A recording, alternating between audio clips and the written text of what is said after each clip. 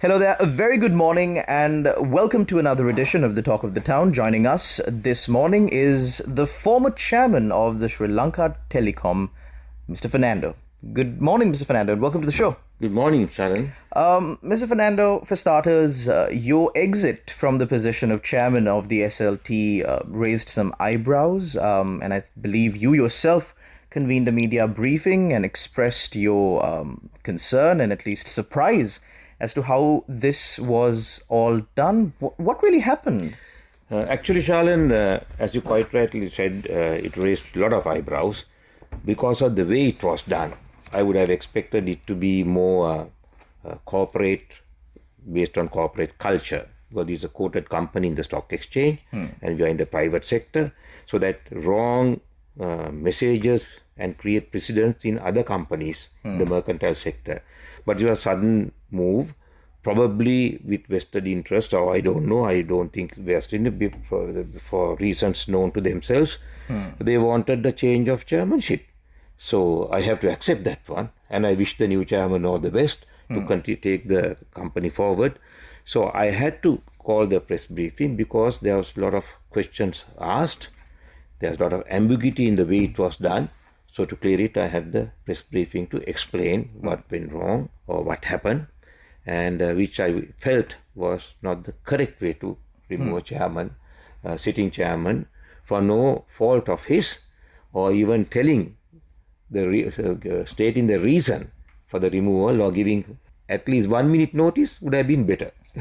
So you got no notice? No notice, not in the agenda. The main concern, at least surrounding Sri Lanka Telecom, this was way before you were removed from the position of chairman, since the announcement of the restructuring of Sri Lanka's SOEs was the fact that Sri Lanka Telecom, which is a profit-making company in which the government holds a majority stake, will be privatized in a manner that would be not so beneficial for the general public, not transparent.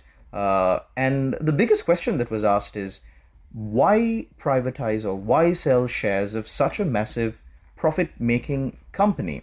And there was this idea mooted that you were against the sale of these shares or against whatever plans the government had in their mind to do with the SLT, and that was the reason why you were removed. Your comment on that? Yeah, you see, I am for privatization, but not for underhand dealings.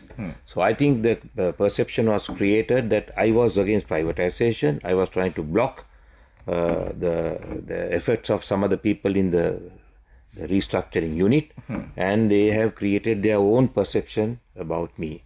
I am for privatization. But in the case of Sri Lanka Telecom, it's already a privatized company in the Colombo Stock Exchange.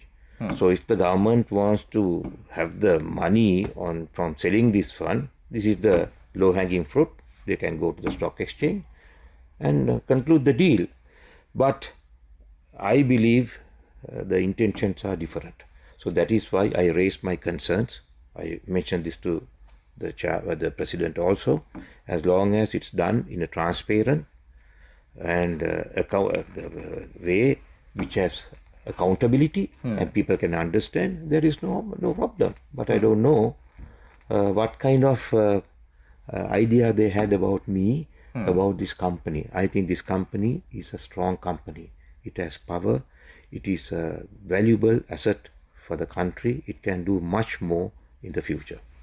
There was also concerns raised about the information available, of course, at SLT Mobitel, sensitive information, and with the lack of transparency in how the control of SLT Mobitel would be handed over to whichever other private party would result in Sri Lanka's national security being put at stake. Yeah, the question arises because we still don't have a proper Cyber Security Act and regulations to monitor and implement the act. I think that is where the question arises. And not in the privatization of the SLT. Not in the privatization. So before going for privatization, it's prudent to have a strong Cyber Security Act in place and have the regulations and also have authority to ensure that this cyber security is properly implemented. I think that is where the question mark arises. Thank you very much, Mr. Rohan Fernando, former chairman of Sri Lanka.